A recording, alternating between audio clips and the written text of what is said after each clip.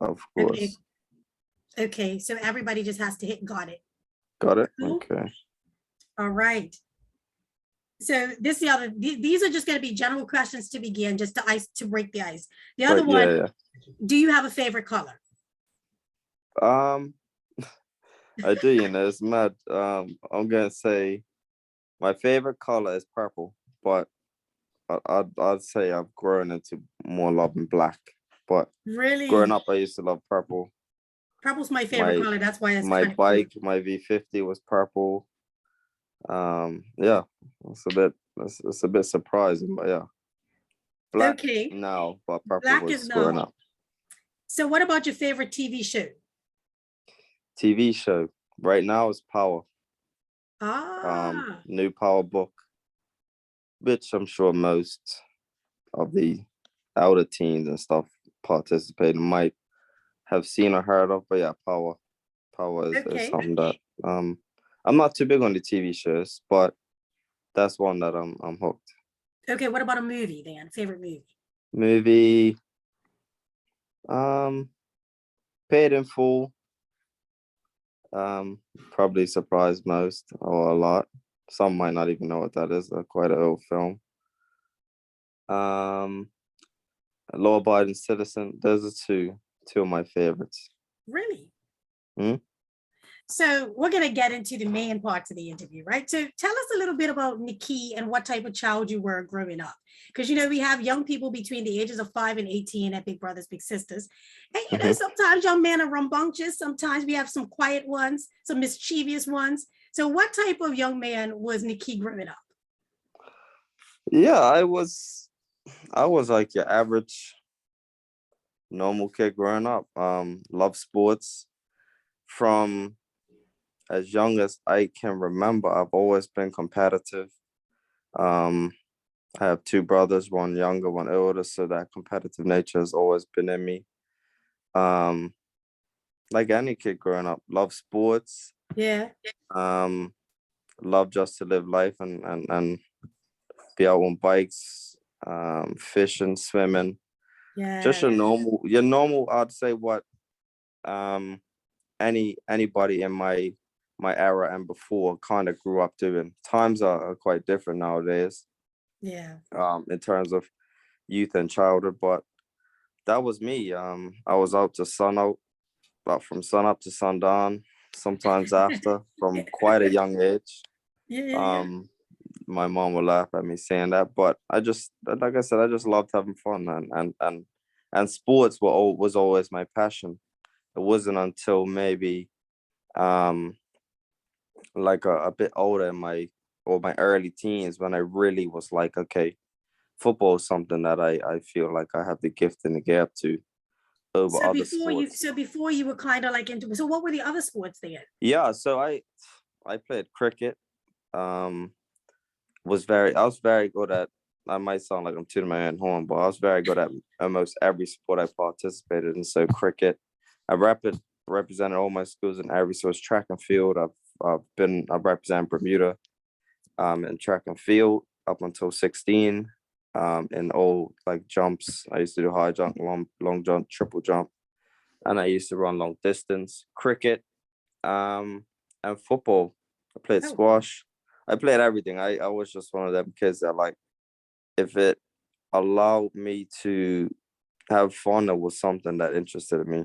I think that kind of kept me away from the school books, to be honest.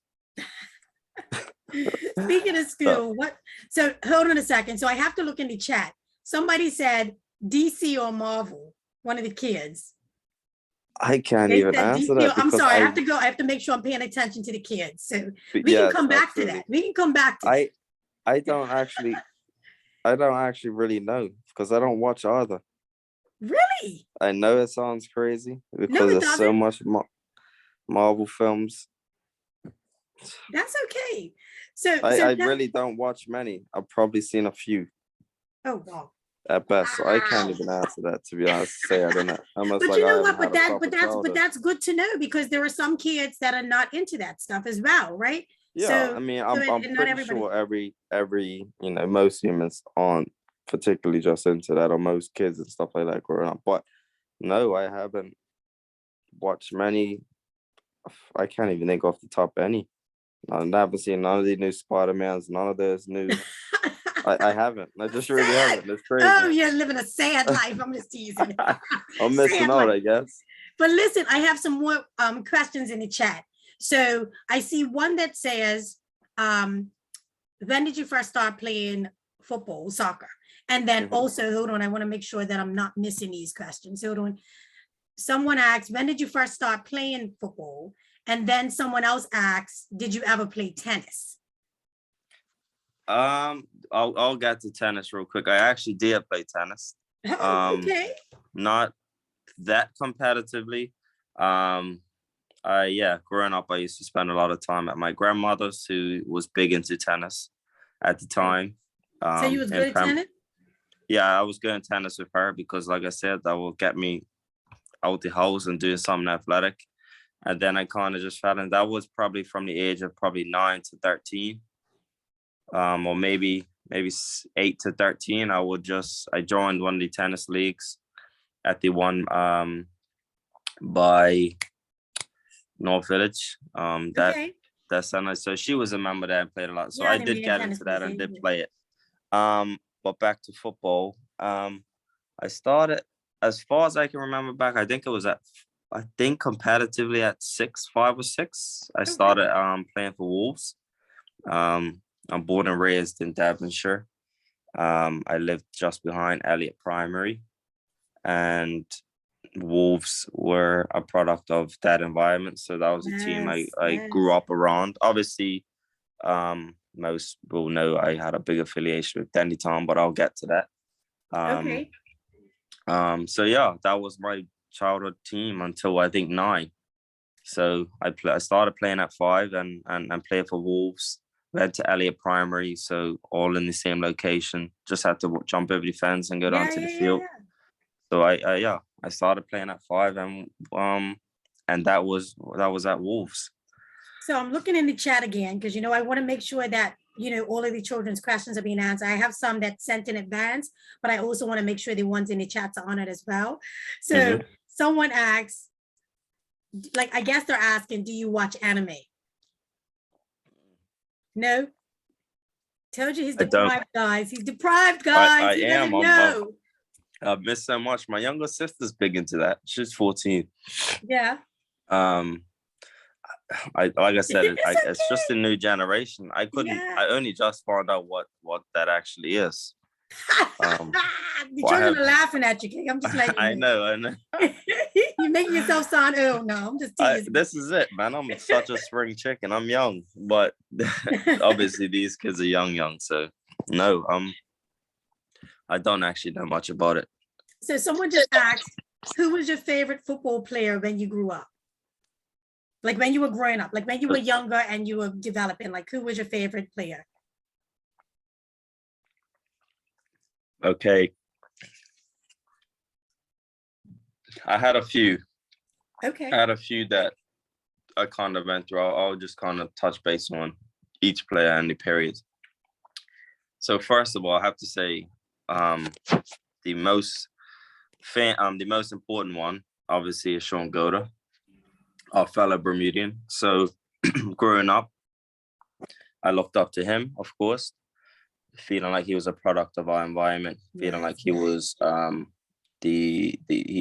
I wouldn't say he paved the way because Clyde Best did that, but for my generation, obviously being able to watch him on television, play in the Premier League and score against the team I supported, which was Manchester United, live on television was probably one of the most incredible moments as a Bermudian, because that was just real daylight evidence that anything is possible. He came from an exact similar background to me, such a small island. And I'm able to watch him. And the others that obviously were mega superstars, which everyone has favorites, was Ronaldo, the Brazilian Ronaldo. In my opinion, the best player to ever play the game, alongside Messi, of course. Yes. And then, like I said, being a Manchester United fan, Ruud van Nistelrooy. Somebody had just asked that. what Right. who Okay. football. So So yeah, I so that put that works out out. there. Look. So I'm a big Manchester United supporter. Um, as I've become more and more professional, like in my professional career, I've kind of detached a little bit, but at core, that's the team I've supported. So Ruud van Nistelrooy, Ronaldo, and Wayne Rooney. So, like I said, that's the Oh, my affiliation with. husband would love. My husband loves you just based on what you just said. Already, Oh, my there you husband go. loves you. I'm sorry. So there you go. Like best team in the world, of course. Things ain't going our way at the minute, but when you're a supporter, you have to roll with the ups and downs. Yep, yep. So I know that obviously you started out at Wolves and then you moved on to Dandytown. And then I Right. know that there was a team that was kind of trying to scout you. It was somebody that was trying to scout you like in your teen years. Can you tell us a little bit about that? Yeah. So like I said, at 9, I left. I believe it was 9. I could have been 10, 9, give or take one of those years. I joined Dandytown. So my father's side of the family are from Point Monteil, and that's really connection with Dandytown came. So obviously grew up, still spent large parts of my life near the club. Growing up in the area, my nana's homestead is just through the back of Dandytown, just there. So I went and played for Dandytown, had a very good youth system. So I was there all the way up until I left the island at 20. And in the process, I was scouted to represent Bermuda. We went overseas under 13s to play against some Dutch teams, so teams in Holland. And I did very well, me and alongside a few other Bermudians. They wanted me to come back for, another trial for something long term. Me being so young, and my mom obviously not necessarily wanting her baby to be in such a foreign country at such a young age. Nothing really transpired of it. Right. And Little Ajax different is back one of the there. best academies, and obviously you can probably relate, and most can relate, that a 13-year-old on the complete opposite side of the world is a big decision to make as a It parent. is. Especially when I wasn't all on board for it either, because having a childhood and growing up in Bermuda, just I was privy to everything. I wasn't willing to sacrifice that at that age, pretty much. Do you But like, because you have a lot of people that are sending their children at these ages now. Like, yeah, I and we may touch base on that because I've seen a few questions and things like that. But okay, I cool. I do think that is the most important age for Okay. us as Bermudians to try and pursue a professional career, and look to go overseas. But I'm sure we'll touch We'll base talk on about that a that bit some more more. with Yeah, yeah, yeah. other questions. So with reference to you, and so after that, you obviously you went away to an academy, right? Mhm. So tell us about that, like going to the academy and what it was like there, and then what happened after that. So I went I left the island at 20. So obviously stayed at Dandytown through the youth academies. I went to senior football, did well in local football, representing my country. At just turned 17. So those are all some big moments. And then I left to go overseas to study. I joined an academy. Before that, I actually had a trial. I had a trial at Ipswich, another quite historic football club in the lower leagues of English football. Now, Reggie Lamb was there at the time. Right. So I Yeah. was 17 at that stage, and he was actually signed. And I went over and had I would say, a relatively successful trial, but I got homesick. I got I home. understand. I'll never forget that. I got homesick, and I missed my family. I missed the life. I just got a bike, so I missed. I'm not gonna front. I missed that. I missed, girl. I had a girlfriend at the time, so I missed everything about everything I had going on in Bermuda. Right. No, understood. No, and it's reality though, right? It's It's the reality. truth. Guys got a girlfriend and they don't want to go. They want to stay. Yeah, it's hard. As you know, I had a girl, I had my bike, I was living life. All my friends were back home. It was summertime, so I had a lot to give up at the time. In fact, I did like 3 weeks over there, and I just got homesick. I just missed it. I was spending time with family. I was training 2-3 times a day. In regards to football, I was doing well, but I just wasn't mentally prepared for what Yeah. it took. And I didn't realize that until I landed back home in Bermuda. And then the doubt, I mean, not the doubt, the regret, and the disappointment in what the opportunity I kind of let slip by me kind of struck me. It hit you I out. was like, yeah, I was like, I'm back home. There's so much more to life than just that, that small island, but you don't really notice it until you experience life or you experience something else. And I was just like, wow, I'm back playing in Bermuda, playing local football. I could have been overseas. I always had aspirations of being a footballer. Is that my last chance? Yeah. Is anything going to happen? Right. So be it. I was fortunate enough to come back to England at 20, to pursue a career in football, but also try and obtain my degree. So it was like a academy slash university program. That's good. Called, We can't hear you, Mickey. You're kind of going quiet now a little bit. I don't know what just Can happened. you hear me now? Yes, yes. I think my finger was over the mic. Sorry. So yeah, I came back to that with the intention of, well, look, I'm gonna have another crack at it. I'm gonna commit to trying to show off my potential. I'm a bit more matured mentally. I'm willing to be overseas, and if that doesn't work, I'll get my degree and I'll pursue a business degree, which I was studying. Luckily, I only had to do 6 months before I got an opportunity to sign professionally. Wow. Yeah, and I was one of the entire school for, I think, because I was the opening year in the program. For the first 2 years, I was the only one who went off to be professional. And then a couple others followed, but to go on to have a really successful footballing career, yeah. So when did that become your dream, though, to become a football player, though? Like, because some children, right from an early age, they're like, I want to be professional football. Like, we have a lot of children that are like that. But when did that happen? I think I'd probably say around 13. Okay. I feel like if you would have asked, I feel like because my stepmom, my mom, my dad, I used to say that from 7, 8, 9.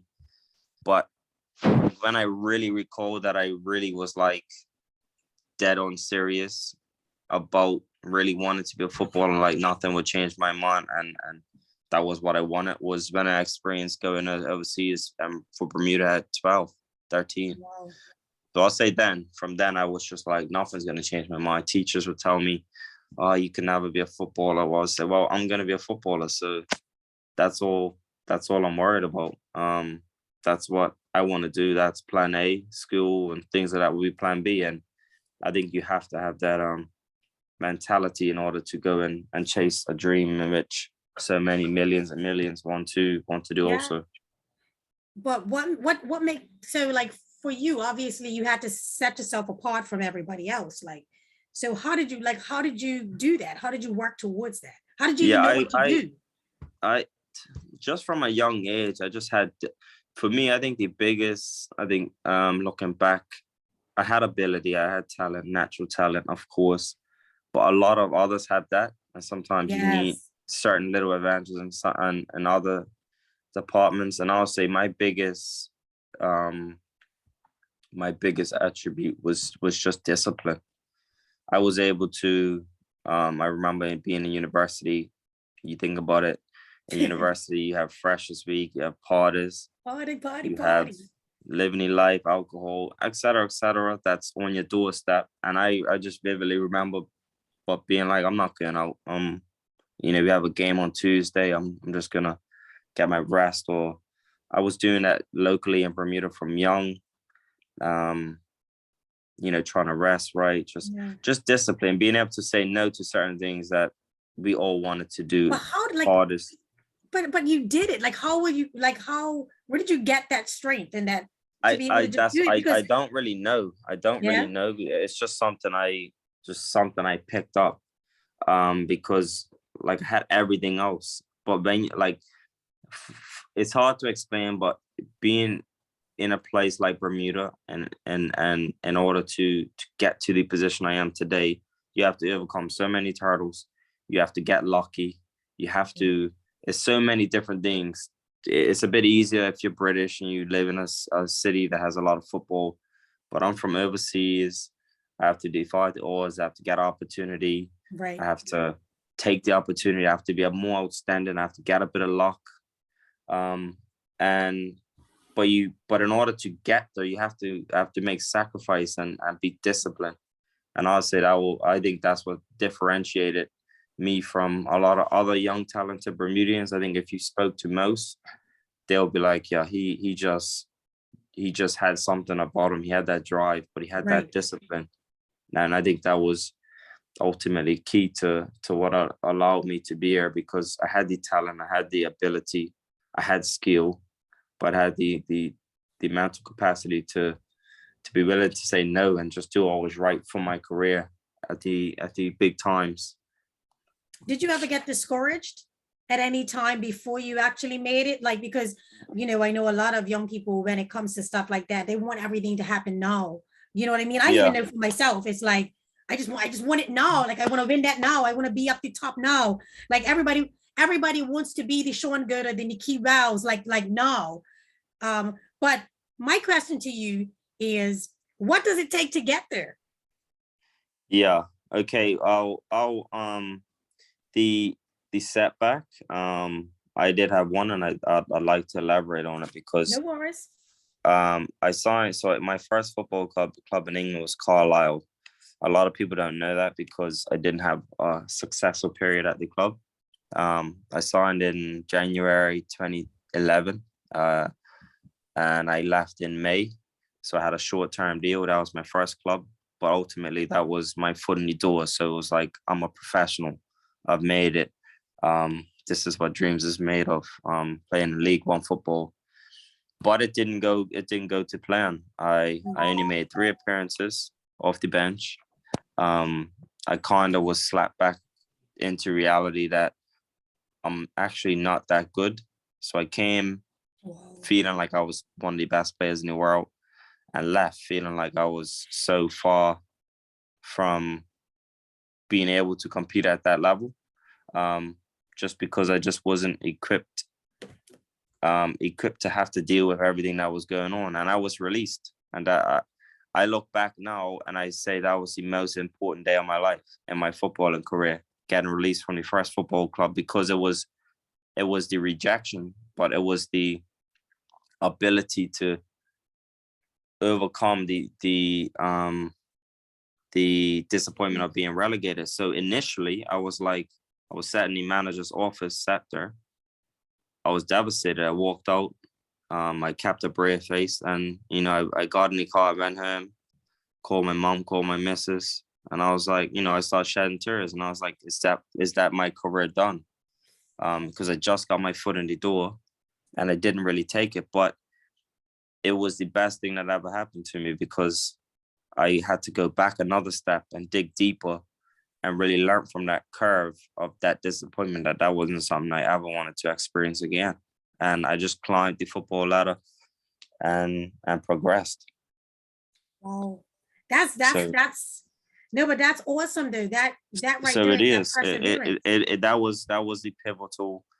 Obviously the pivotal moment would have been getting the trial or signing, but that was another pivotal moment, because I don't think things would have panned out exactly the same had I done okay and signed a contract at that club. Just being discarded and being told no and going back home was the best thing that happened for me. And I just came back with a vengeance, came back mentally ready and hungry and fit. Phoenix. And I came back and it wasn't no stopping me. My career just took off. So then what happened after that? The next. Yeah, so I went back to Bermuda, devastated. I ended up signing up with the GM, got a personal trainer. I didn't take a day off, and I came back for a trial at Bradford City, Hold on a which second. I most will want you be to aware that I rewind. played for. You said you got a personal trainer and you didn't what? You said you didn't take a day off. What does that Yeah, mean? I didn't. I didn't need no rest. So obviously, most players in off season would take time off. If our season ended now, I'll have time off because I need it because I've been playing regularly. I was 20 years old. I was fresh. I didn't play for majority of the season. I didn't need a day off. I needed to keep going because I was already behind people at the level that I felt I needed to be at. And I worked tirelessly. I came back to England in optimal shape. And it showed in that preseason because I was fitter than everyone, which impressed the management, the coaches.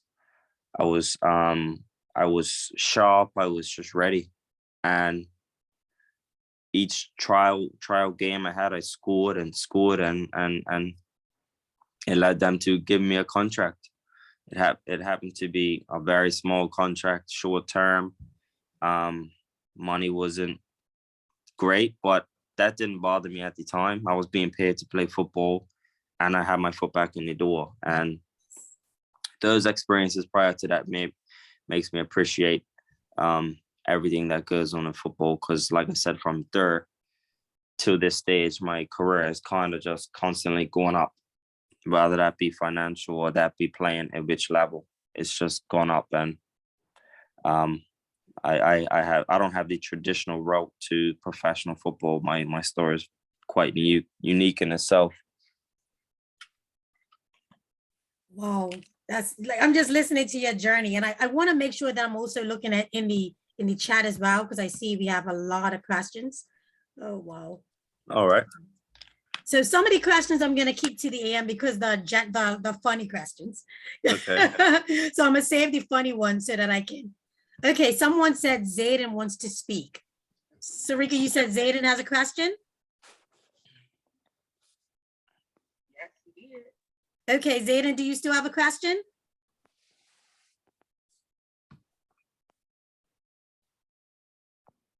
Okay. Is he speaking? No? I don't think so. Let me see. Do you have the question? I think she was on mute in Zayden. Okay.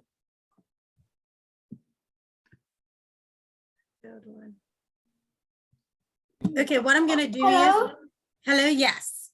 My question was, can you name all the football players on the team? Can I name? All the football players on your team. I can. Majority, I can. I'm pretty sure you wouldn't know most of them. And here's the best one. No. You know, All right, I'll answer that question. I'm the best one. Can you name all the football players? he said he I can. He It'll take can. me some time. It'll take him some time, but he can. Thank you, Zen. Look, we have to listen. You know, children like to challenge you, Nikki. Of course. So listen, Okay. I'm gonna continue on with the conversation. And guys, what I'm gonna do is when we get to the end, I'm gonna read through all of the questions because it's a few. I'm just gonna talk to Mr. Nikki some more. So one of the things that people were asking, like, when did you know that you had made it? Like, when did you know that you had actually made it as a player? Like, to where, like, you know what? Like, I'm a professional football player. Yeah, so I knew I made it when it's hard to say that because I feel like there was two crucial moments. But when I felt I had made it and there wasn't no kind of turning back and everything was just going in the direction I wanted. I think it's after. So we had quite a successful year. My last year at Bradford, we went on to be one of the for maybe the first side from League Two to play in a domestic cup final. You usually see Chelsea, Arsenal, Manchester, those teams in finals, but it was, Bradford City versus Swansea Yes. in the final, which will be talked about for years and years to Ever. come because of the achievement. So I was fortunate enough to play in that. It didn't go well. We got battered 5-0, but great learning curve. Got to play at Wembley in front of 90,000 people. Oh, Then we went on to get through the playoffs to get out of League Two. So we had the playoff final, semi-final and final back at Wembley again in front of another 70,000 plus. And we won. I scored. And then later that year, the winter transfer window, I moved to Huddersfield Town as the club's record signing at the time. And I just thought to myself, I think, I could really see that I've done well. I really reaped the benefits, obviously earned a higher salary, playing at a higher level, to another bigger, I'd say a bigger club, obviously, because there was a league above the level I was at. So I just felt, I made it. I felt like I could probably support my family. I secured a long-term contract, be able to afford the things that I would like in life. And that was, I say around that time was when I really felt I cracked it. But yeah. okay, go on. No, I was just gonna say for the children that are here, to be able to step into Wembley, right?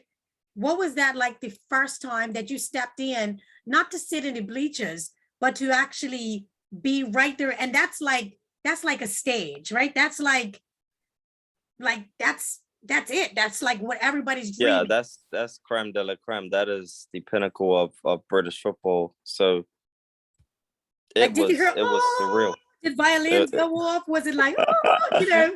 It's Like, what surreal. happened? It's hard to explain it because Were you nervous? Were you shaking? no, I've never. I think one thing I've always dealt with was nerves. I've never. I kind of thrived off it. You couldn't. It was like I said. I can't explain again because that was the most people I played in front of. And it's the biggest stadium in the country by a mile. So it was, like I said, 89,000 people, half Swansea, half Bradford. Can't hear your teammates. You could barely hear anything. You could just about hear the whistle from the ref because it's so loud. And it was just a surreal moment. It almost goes by so quick because it's like living in a dream, almost. And fortunately to me, that's kind of a reality, not to that extent, but Right. I do that week in, week out. Wow. So it is such a normal act, but that was an unreal moment, and yeah, one that will I'll always hold as one of my favorite footballing memories. One of the things the children wanted to know is like kind of what does a day like, what does a week look like for you? Because what goes behind what they see is you just being on the field playing. Oh, look at the kids on TV. But what happens like during the week? Training, exercise. How do you eat? Like what do you have to do in order to be that great? Okay, yeah. So it may sound quite cliche because I'm sure everyone's kind of heard what a footballer's schedule is like, but it isn't. It I isn't. haven't. This. I'm just curious. Okay, I'm curious too. It isn't a crazy schedule. It's normal. I live only 10 minutes away from the training ground. So our days are like we're in for 9:00, 9:30. Breakfast ends at 9:30. So you can either eat breakfast at home or you can go in to have breakfast in the canteen. Then it would be okay. I'll say the week. Our week would be, if we're playing Saturday, our week would be in Monday, in Tuesday, off Wednesday, in for training Thursday, in for training Friday. Whether it's a home game or not, we'll travel on Friday if it is. But our daily schedule would be, like I said, breakfast at 9:30. We'd either do, from time to time, we may have either a urine test for hydration. Hydration. Wait. Oh, whoa. Sorry. Not an everyday thing, but they Right. vary. So either fat test, when I say fat test, like body fats, I got body you. fats to check that, urine test, or So you have to have a certain percentage of body fat, or is it just like they like to keep track of that to make sure you're they fit do enough, like to or- keep track of it. You obviously need to be within a reasonable category. I'm quite fortunate. I'm one of the most fittest at the club, or body That's your Bermuda genetically, genes. I'd That's say. Bermuda genes. Bermuda genes. There you go. There you go, right Bermuda. there. It's the island. So I said, like I said, I'm not young anymore, but I'm not old, but I'm built like a 19-year-old. So I guess that's the Oh, island. okay. You know what? It's the island in me. We That's just done the our body island. fats today, Yes. and I was the second lowest at the club. So I'll toot my own horn. Toot, toot. So I'm doing something right. But yeah, so we'll do that. Training will start 10:30. So we'll do pre-act, which will be either getting therapy, some form of rehabilitation work, treatment, massages, in the gym, do pre-act, so band work, light weights, or bike to warm up. We may have a pre-meeting in the small theater room about what we're doing today or the opposition. And then we would train. Training would only be from about 10:30 to 12:30. Not too long. In optional cryotherapy, which is like you might have seen it, like the chambers, the freezing cold chambers, Yes. which is very good for rest and recovery for the muscles. So that's optional every day. So I just pretty much do that most every day coming after training. How long you staying that for? That is 3 minutes. Yeah, it's freezing cold. So you just go in your slips, take off your shirts. Slip, when I say slips, like your boxers. A mask, gloves, flip-flops, and you just go in there for 3 minutes. It's like a freezing cold chamber, like minus 130, Oh, wow. something like that. But it's very good. That's cold. I'm sorry. I couldn't Yeah, imagine. Could you imagine that, guys, getting in a chamber like that with minus? No, by yourself. Okay. it's not as That's bad as you freezing. think. It's like jumping overboard in December in Bermuda. I don't think You so. know, if you know what that feels like, then I know what that feels like. I've been All thrown right, overboard numerous times. Nah. it ain't too much different, trust me. Someone's asking about your time management. How do you balance things? Because you have a family, right? You have two kids, you have a wife, you have family, you have working, you have practices. How do you manage all of that? That was from one of our children. They just want to know, like, how are you managing that? Right. So ultimately, football is my job, so that's what pays the bills. So I go into work every day, obviously. Mhm. I have two kids, two twin boys, Lucas and Cruz, and they are going for March. So they're in Oh, wow. nursery. So I'd either drop them to nursery or my wife would drop them to nursery before we go in. They go 4 days a week. Not every day, but 4 days a week. And my wife at the minute, she was a stay-at-home wife at the time, and now she's back pursuing a degree in law. So she's doing law school right now, which is like 3 times the amount of work that I do. So she's busy with that in the office, just doing work every day. But we manage it. Obviously, I'm quite local to the football club, so I'm 10 minutes away. So you going in is quite easy, getting home is quite, and just you balance a family life as normal. I'll say it's quite relatable to what most parents would be like. Their kids go to nursery or school, and the parents work in some way, shape, or form. But my occupation isn't. I don't probably look at it as like a job, but obviously it is what pays the bills and what is what puts us into this privileged position. So you just balance it, yeah. So one of the other questions was criticism. You know, I mean, as a player, you're, you know, obviously you have media, you have fans, you have, you know, if you miss a goal, if you, so how do you, no, seriously, I watch it and, oh, Nahki Wells, he scored. Oh, Nahki missed that one. How did it, you know what I mean? Like, how do you handle that? You grow to learn how to deal with the media and the criticism that comes. I've had everything. Like I said, I've moved from one football club to another football club's rival. I've moved, you know, like I said, when you move, you get the abuse, you get the hate, you get the excitement of joining another club, and it comes with it. I've had so much hate messages. I've had so much great messages. You Right. learn to deal with it more and more when it becomes a habit. Like I could go into my Twitter right now and or social media of some form, and I can probably go and see a positive and a negative tweet Oh within gosh. seconds. But I think I carry myself quite well. I as a person on and off the pitch, I try and be as professional as I can. I'm a Right. cool, calm, down to earth You kind of think you person. are, hey? No. I am. I'm just I know I teasing. am. I know I am. I avoid a lot of controversy. That's So great. like I haven't had to encounter image some others, but like I said, it comes with the territory. The higher up you go, the more publicized everything you do is. And like I said, I've had the privilege of playing at the highest level in the Premier League.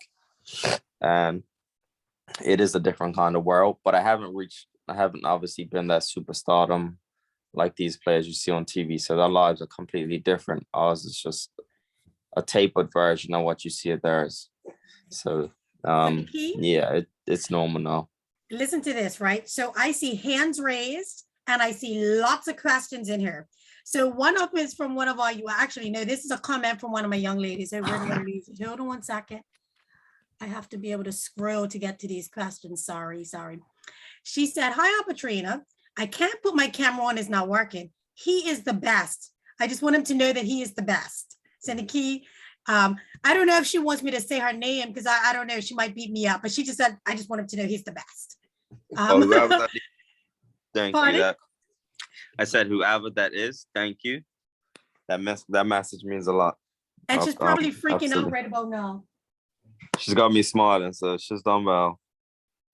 No, that means Thank a you. lot. Great. Okay, hold on a second. I'm going up so I can make sure.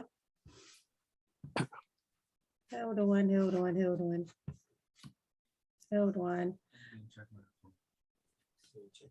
Okay, hold on a second. Someone's asking me, who was your best friend at Wolves?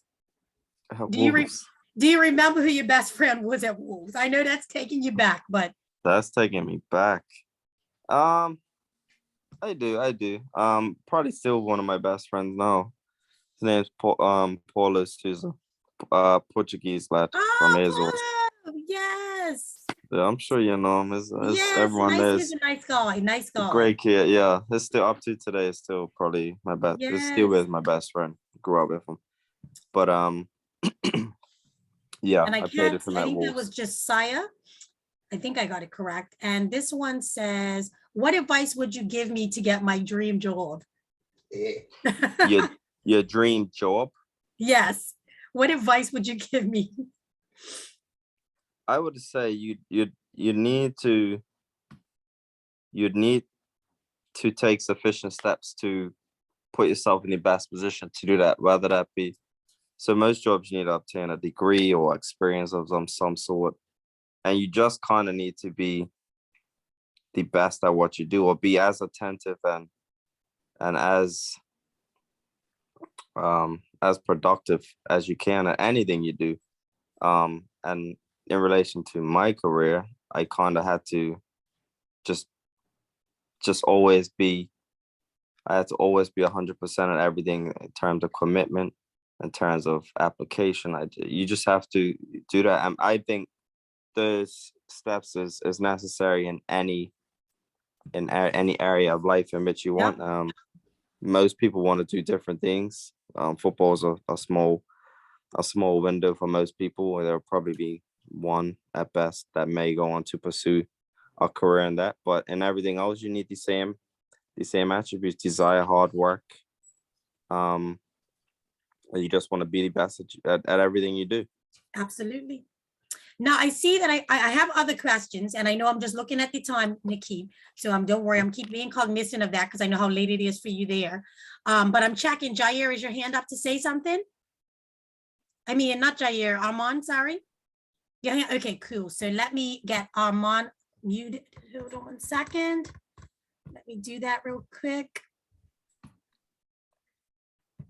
My computer's just really, so I just put ask to unmute, so unmute yourself, Armand. Hi. I was wondering two things. First, what is your favorite clothing and shoe brand? And second, what advice would you give me or somebody who's trying to start their own business? Start their own business. Okay. Favorite clothing and shoe brand. Favorite What clothing. I'll keep it modest. I'll say Nike. I don't want to. Oh, you're wearing Nike now, so I was kind of figuring that. Well, obviously, everyone loves the designer. I don't want to encourage that too much. Right. I was sponsored by Nike at one point, so I was paid to wear and we're a clothing brand, and that brand was Nike. So I'll always go. Always say Mikey. I always go as far as saying I'm grateful for that and thankful for that, and that's probably my favorite brand. And most times I have on Nike. And the other thing was, what advice would you give to someone starting their business? Yes. That's a little bit different. So I'm just trying to articulate how I would say. I told you my children love swinging those. They like swinging the questions. Do they ever? It's the different front. Look, you think the journalists are hard. Children are hard.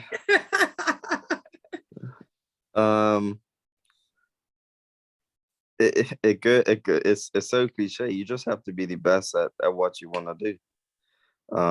What you'd like to do, you have to start your own business. I'm sure it's very difficult.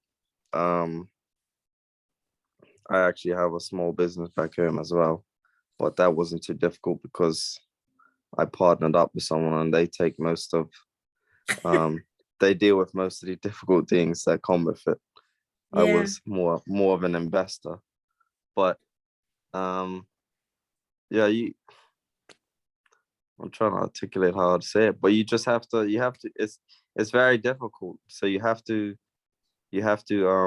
strategize everything. You have to commit to it. You have to believe. That's one of the biggest things. You have to believe in what you're trying to do, and I'm sure the success will come off the back of that. Yeah. Thanks, Nikki. Now, listen, I've got so many questions. Listen, if I look at the question box, so guys, we have a few more minutes. If Nikki can give us about 10 more minutes, I'll just see if that's okay. Can that work for you, Nikki? Yeah, that's fine. Because we have it about 6:55 now. Well, not your. Tell them what time it is. Your time. I'm trying to look now. I'm just scrolling through all the. It's taking me this long to see everyone's cameras. So now I'm looking at everybody. Oh, you can see everybody now? Yeah. Oh, you were seeing everybody. I've been looking at myself. Oh, because, so let me tell you what it is. I actually put you as the highlight so that you're the highlight so that everybody can actually see you, but people can change to view however they want. But it's a lot of faces I've seen before. I'll say that. Yes. No, that's cool. Sorry, what was? A few of them had some cameras that weren't working, so hold on a second. I have Kita. Hold on 1 second. Okay, Kita, I don't know who that is. I'm trying to see, but I'm gonna ask to unmute. Do you have a question, sweetie? Yes? Okay, so I'm gonna unmute you. Yeah, How you doing, sweetie? I'm good. Ask the question. What primary school did you go to? Primary, Yes. Elliot. Okay. Is Elliot's best primary? That's what that's what you was gonna say, Nikki. Well, Okay. yeah, it is. Okay, let me see. So let me put her hand back down. Lower. I have a lot of questions in the question box, so let me look at these questions too. So let me just scroll through them really quickly. Mm-hmm. Hold on. Oh, somebody's like, "What's his favorite drink?" My favorite drink. Is it Well, what you're drinking? I just had a sparkling water with like like something you add to it. No sugar really. Oh, okay. So what But they said, what is your favorite drink? my favorite drink, I'll say a Lucozade. Ah, okay. Strange, but yeah, Lucozade. That's okay. And Mhm. somebody said Nikki Wells came to my school before. I think it's Kamani that said that. So Kamani BC. And were you always the best in your youth years, or did you have to work twice as hard as others, maybe more talented or technically gifted? That's a good question. I may sound like I'm tooting my own horn, but growing up I was pretty much the best player from very young. So It's funny, I've heard that about you though. That's the funny but part. When you're but saying it, like I've it actually was heard that. I wasn't like some talent that like some of these, like I wasn't a Neymar growing up. I didn't have some ability like through the roof like those guys had. But I in most age groups I was MVP, top goal scorer every single year after year after year. Fortunate not to have too much injuries or setbacks, anything like that. And but like I said, it was the fine margins and I like I said, the discipline and things like that that helped me really to separate myself from others, because I had the talent and the drive and the natural ability, but I had the desire and the willingness to do what a lot of others weren't willing to sacrifice, and that's what differentiated me from the rest. I have one question here that seems to be from someone that's saying, what would you say to parents that don't want to let their babies go to attend academy or go professional? I would say as a parent you have to understand that the you I think you have to understand that letting your child go is very difficult, because I'm a parent now, so I can kind of see it from a different perspective. It's very difficult. You obviously have to be aware of the circumstances. You have to be understanding that the environment needs to be right for your child. But in order for the kid to be successful, the odds are a lot higher if they're able to be in these types of environments from like the ages of 13, 14. So obviously that may bring sacrifice. The child you may have to move overseas, a family member, or they may have to go into like a digs, which is like a family housing, or like how do I say it? We just call it digs, like where people look after your children. Obviously, it's safe. It's set up by the clubs that they're Okay. representing. So like a daycare? No, where you like live with a family. That Oh, okay. Sorry, I thought you were like just talking about the children. we Okay. in football terms we call it digs, but it's not ringing. It's not coming to my head how to say it. Which would be more understanding to you Like a guys. host But family? yeah, like a Like a host host family. family. Like so when Yeah. people, yeah. Okay.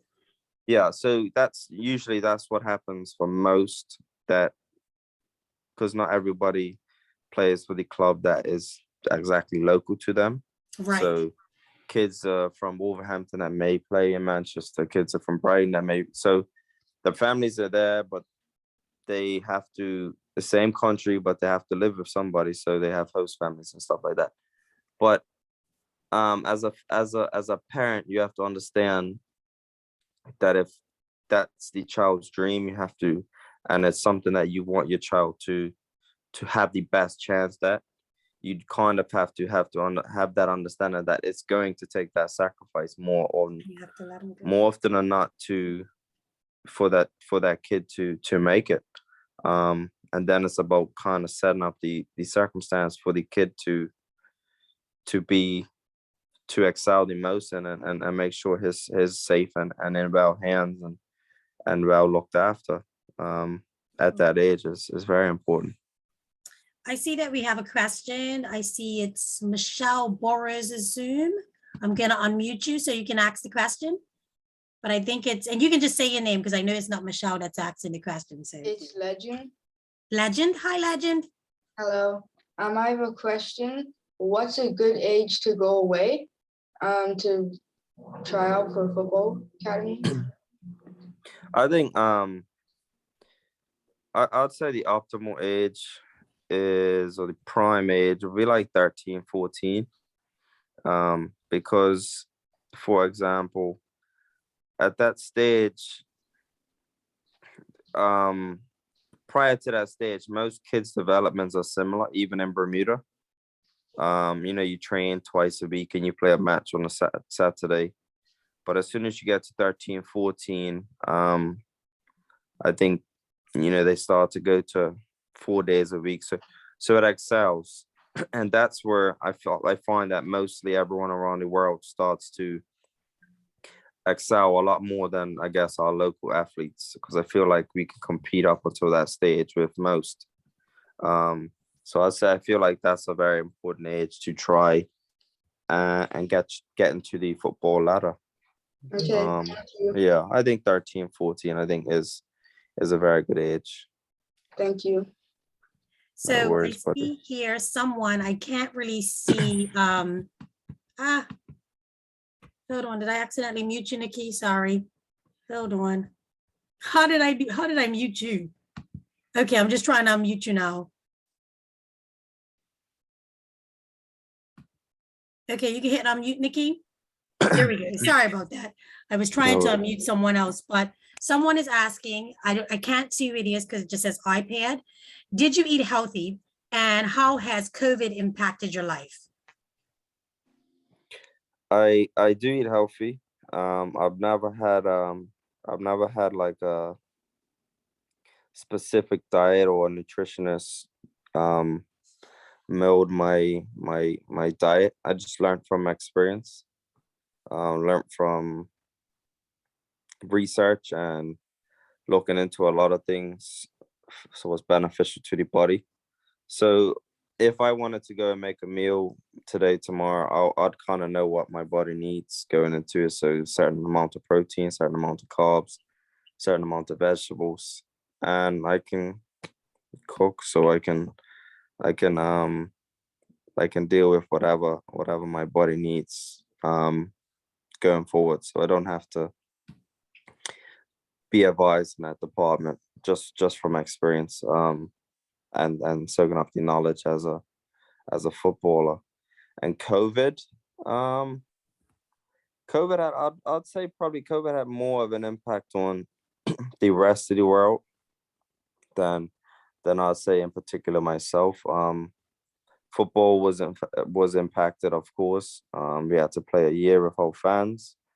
That had a big impact on the sport as a whole. I found it a lot less interesting not having fans, having to play Yeah. 3/4 of a season without fans, so that felt weird. I'd probably say that was the biggest impact on me. I didn't lose love with the sport it just lost the main element, which was the atmosphere and the fans. So games didn't feel as important personally. Yeah. Someone just said, Josiah Smith said, I'm your biggest fan. Kamari Pitt said, next stop, Manchester. You know why you're saying that. Pray for me. Pray for you, yes. Also, someone asked, do you play with Dante Lavrock? And we know the answer to that, but I'm gonna let you answer that one. Yeah, I do play with Dante. I'm not exactly sure his involvement within the national team at this current moment, but I played with him my whole life. I started out with him at Dandytown from 10. I played with him all the way up until he went overseas. I went overseas, and then we back played together with the national team. He was my captain for a period, and I was his captain for a period. Awesome. What does it mean to represent your country? It means a lot. It means a lot. I wouldn't say the perks or the benefits of playing for Bermuda are as high as what it is like playing for other countries. That's quite evident, because there are no perks, but to represent your country, to play amongst your people and bring excitement and joy and togetherness,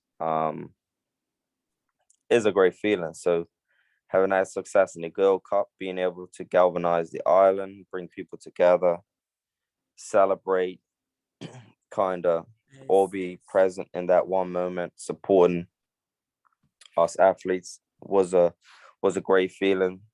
To have a quarter of the population, or not a quarter, a portion of the population at national stadiums, all behind us, all screaming, excited. Yeah. That's joyful moments. It brings a different type of butterfly, or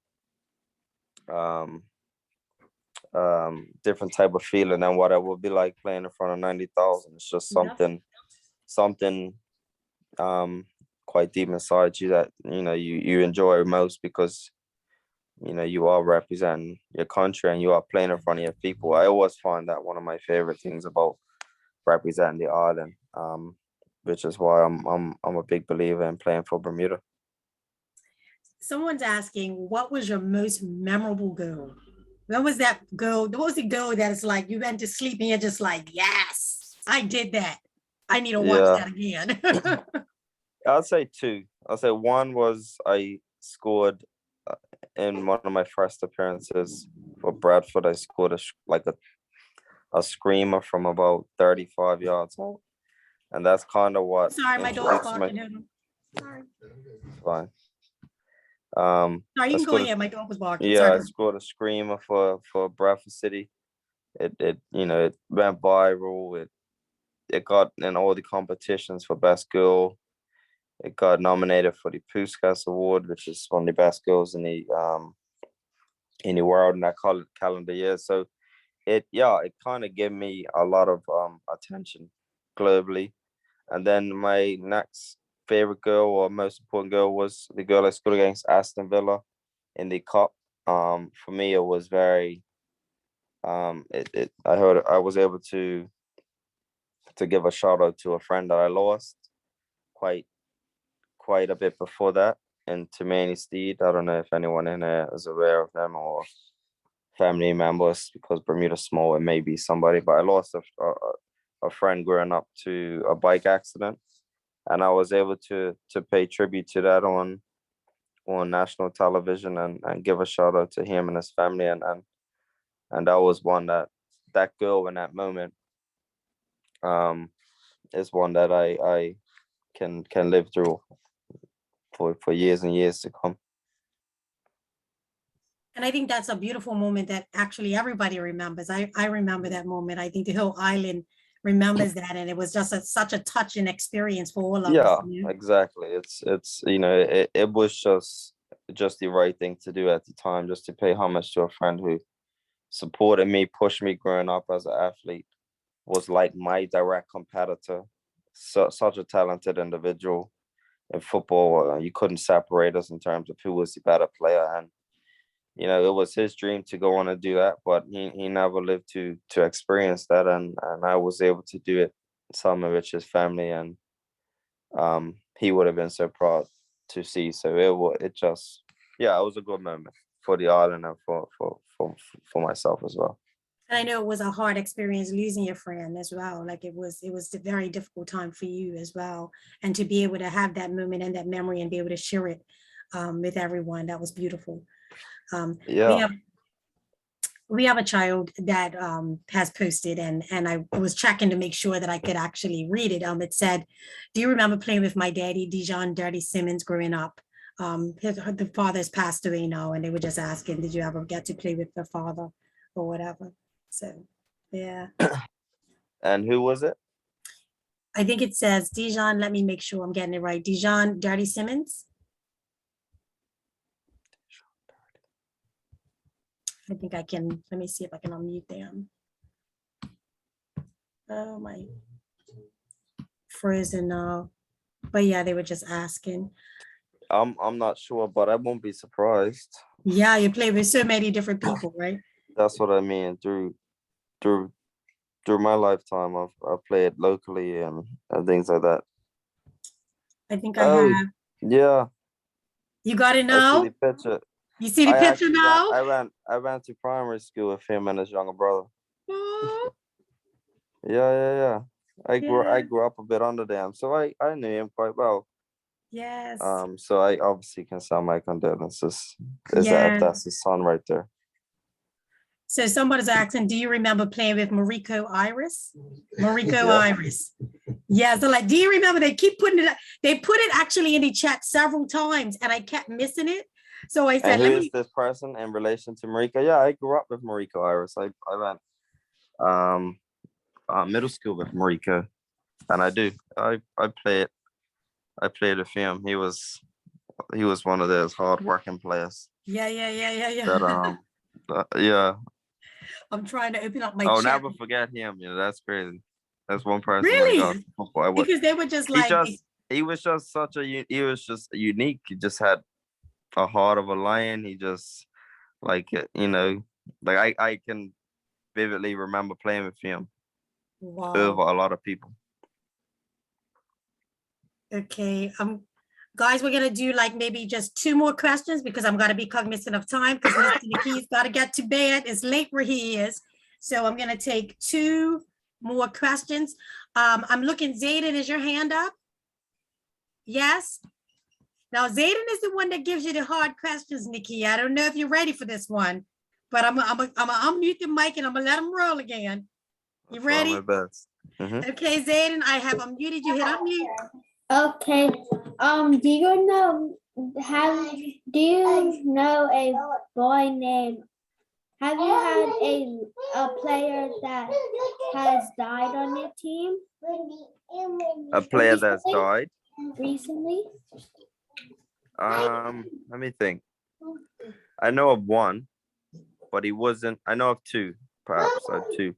There wasn't my teammates at the time, Okay. but I have played with them. And what So are one was a player when I played for Bradford. I think 1 or 2 years after leaving. A Scottish guy. He passed. He committed suicide. Oh, wow. Deadly. Yeah. And I lost another player named Jordan Sinnott. Someone I played with at Huddersfield. I think it was 2 years ago. 2 days ago, 1 or 2 days ago, I saw Huddersfield paying tribute to him. Wow. He lost his life to like a silly act of violence. After a night out, I think somebody punched him or hit him with something. Somebody wasn't involved in something that I'm sure most of us have heard or seen happen before, and he just sadly lost his life. So yeah, I have lost Oh, and maybe 1 or 2 more, but I haven't directly lost a player that I currently played with, thankfully. So one of the children was asking about Asaji. They're related to Asaji, and they said, "Did you ever get to play with Asaji?" Of course, I played with Asaji, yes. Yeah, immediately it brings a smile to my face because he was an infectious person. He was such an infectious person. Somebody who kind of everyone in Bermuda, would know in some capacity. Very talented footballer, played with us. Very unfortunate with injuries and his body kind of letting him down at times. And ironically, he actually played for Bristol City before me. A lot of people don't know that. Yes. because he didn't go on to make a appearance for the first team. But sadly enough, I was speaking to a coach yesterday who works with the under 23. Yes, today perhaps he did his medical when Osaji signed for the under 18s back in 2016. And yeah, he was just asking me like what happened, and obviously I had to explain. But yeah, I know Osaji well. Been away with him on numerous occasions. Have Wow. nothing but great things to say about him. And again, my condolences to the island, his family, and everyone affiliated with him. So I'm gonna do these last two, and this is it, guys. We're gonna wrap up. Oh, don't worry, Jay. Armand, I got you, Armand, and then we're gonna have Al Smith, and then we're gonna close. Okay, guys.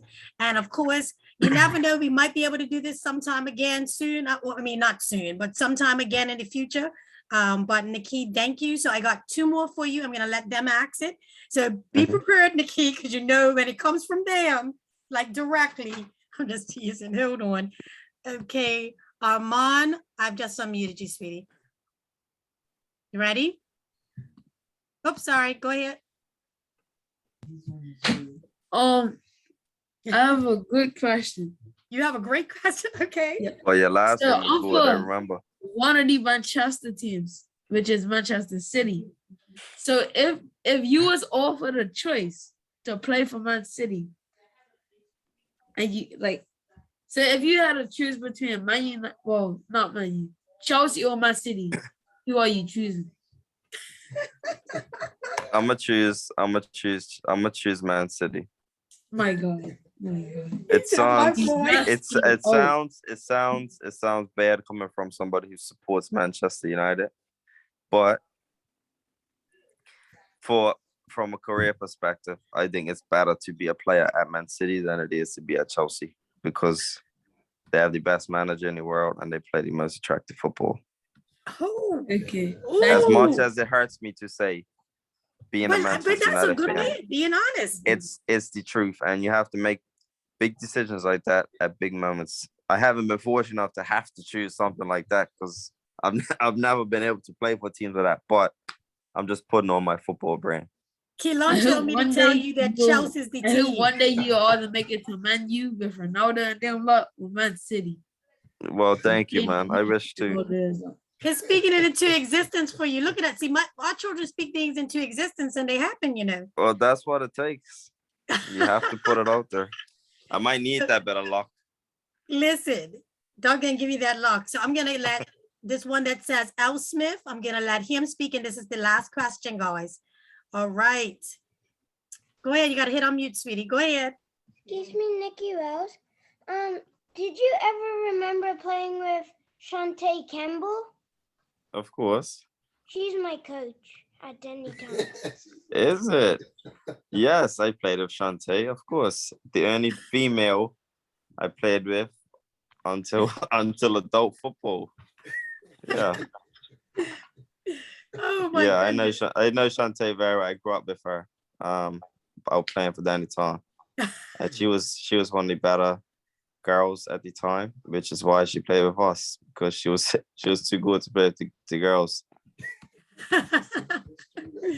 So listen, somebody said I'd rather go to that team actually. Oh my gosh, than an oil. What's an oil club? Who's the oil club? Oil club is that Chelsea? Somebody said, oh my goodness, these children are dissing all the teams now. Yeah, But I yeah. started something in the chat. They're talking about Liverpool, Chelsea, Man U. Oh my goodness. But it's negative to say about everything. They say rich Arabs in Man City because the owners, the oil club, and Oh City my is the goodness. oil club. No, Chelsea. I don't listen. I don't look. My husband just came in. Chelsea. So Chelsea's look, guys, the oil club, I think, and Roman Abramovich, the billionaire owner, I believe.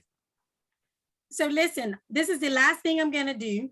So whoever's still on. So Nahki, I'm taking a picture. So guys, stop talking in the chat so I can get a picture taken. I have Nahki as the spotlight right now. So I'm gonna take a picture of Nahki as the spotlight. And then afterwards, guys, okay, hold on. So Nikki, if you could smile for us. 1, 2, 3. Okay, and then I'm gonna do one where I'm removing you as the spotlight. And then I'm putting everybody as the gallery. So if everybody can give me a smile real quick, ready? 1, 2, 3. All right. So, oh gosh, where are you now, Nikki? Now I don't even see you. Oh, you lost me. I lost you. No, I'm just teasing. Okay, let me spotlight you again. Yeah, well, because I want to make sure I capture these memories, right? So Uh-huh. listen, Nikki, on behalf of Big Brothers, Big Sisters of Bermuda, we just want to thank you. In the chat, everybody's thanking you.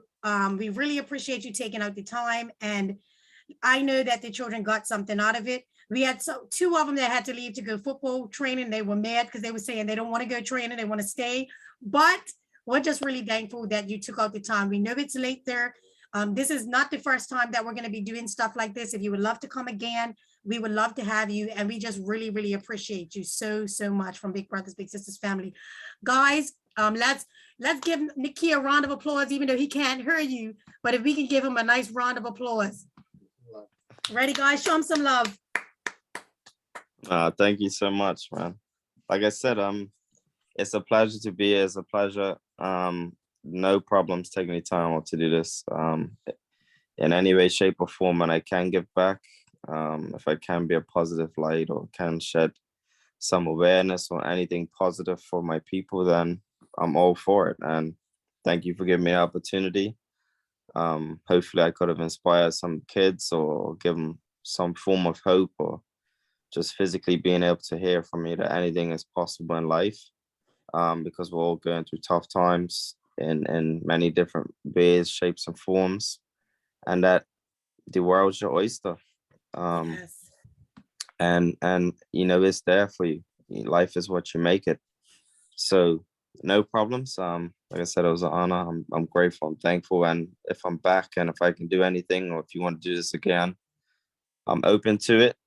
And I'm just grateful to be able to be in this position and do things like this. It does make me feel good. And Nikki, you really helped us today too. So thank you, guys. Thank you for coming on, guys. And Nikki, have a great evening. Tell your family we love them and we appreciate you so much. Yay! Likewise, I'm sending my love back to everyone. Thank you again. Thank you. Take care, Nikki. Have a good good evening, night. everyone. Be safe. Be safe. Take care.